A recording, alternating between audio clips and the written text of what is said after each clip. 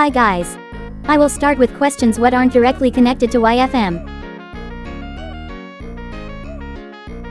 I watched many, but none inspired my art style, to be honest. Comics did more, such as Witch, Morgana and Magravsa, but it's mostly based off content I saw later on the internet.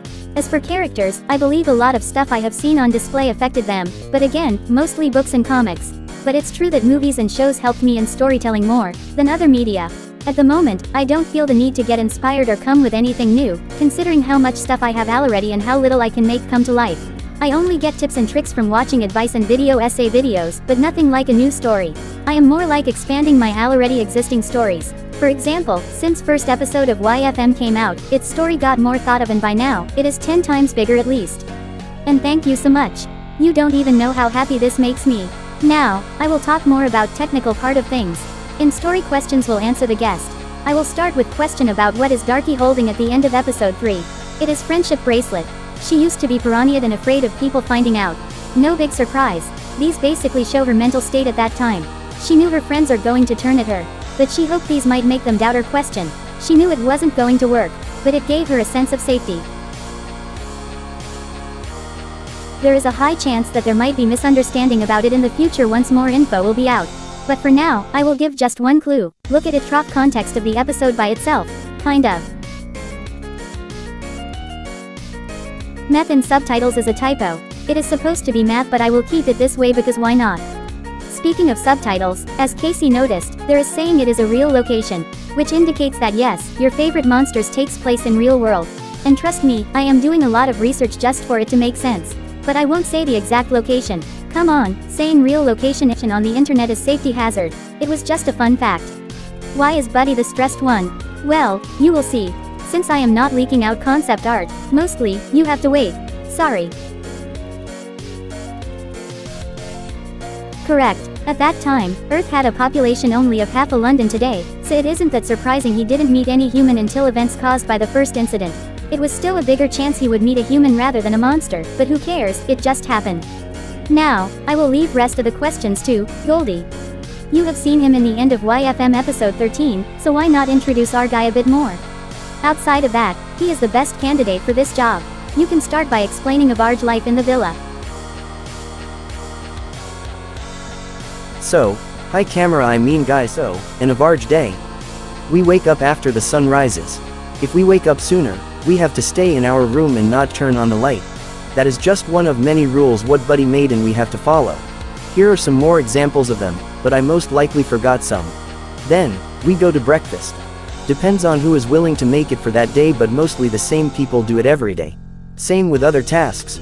Some tasks no one wants to do, like cleaning or washing the dishes, are either given as a punishment or are on shifts. Then, we have free time and do what we want.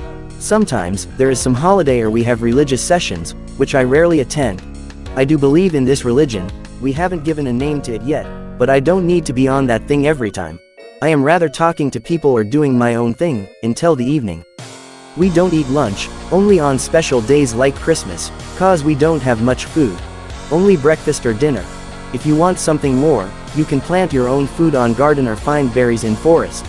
We get most of our food and other stuff from borrowing from outside. Again, that is very controlled by rules, but it is basically the only chance to get out of these lands. Otherwise, it is probably the most strict rule in here. Safety reasons. The villa is mostly safe, people don't go there, there is a water source nearby, the only danger is from the inside and if someone saw us, they wouldn't care for some reason.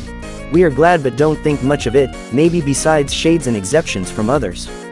Speaking of shades, I run a secret market Buddy knows nothing about. I highly recommend visiting by the way, and I work with them. They teleport outside and bring me stuff even from further places than is allowed, and I let them get basically anything from my store, including newspapers, which you otherwise can't get. In here, no money is needed. We pay by exchange our services. For example, take Harold. He can fix stuff but needs a new hammer, so I order shades to go outside and they bring me a new hammer which I sell to him. He, in exchange, fixes something I or they need. He wouldn't do it for shades normally. From these ref sheets what Rory released is visible they aren't very popular. I honestly don't care about social status species. Unless you are a bad person, you can come and buy anything from me, even if you were warrior.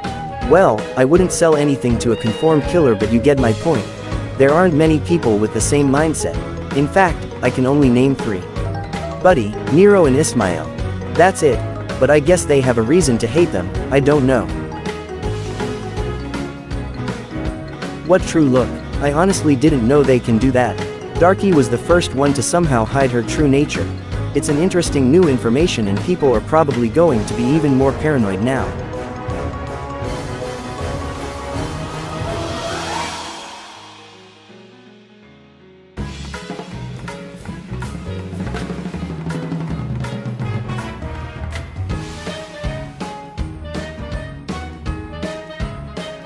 It was in fact random at first. We chose some bodies what we liked and then found out they are devoted to species with different abilities. We have found the typical personality traits of them over time.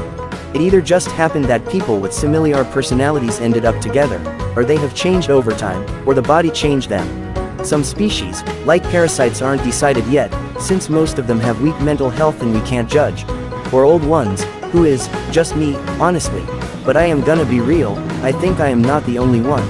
I can feel it there is someone else. And Nero once applied something like that too, but I can't be sure. Oh, that's Wilson. He is a lovely and a big fan of animation. He likes doing these books what you have to list trough really quick and they move.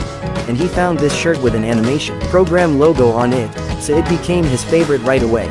And he hates sports. And sorry, but yes, it was him who screamed. Don't blame him. If I saw someone covered in blood and tears from places where warriors have barbs, I would be off guard too. Some monsters can indeed have children, but I wouldn't try it. Since we have human souls but unnatural bodies, we can't tell how it would end up like. We haven't tried it. But everyone can become a monster. I think we have like 4 or 3 bodies remaining. Also, there are just few people who I would not let live again. Just enough. And if it isn't enough for you, you can go to forest. My god. Roger says it is a defense mechanism. Color of your soul says about you. And after you possess a second body, if you do, your eye color changes to that color. See? I have chocolate. I don't know what that means, but it says something. By not letting others see color of their soul, they defend. I honestly find it stupid. Why? What would they even read? I have limited information I can tell. Like if it was going to get explored. But hey, better than nothing. Me and Buddy were going to get medicine for our sick aunt. But we didn't have a chance get them and in the end, died in 1957 due to fire. Buddy was leading us from the beginning.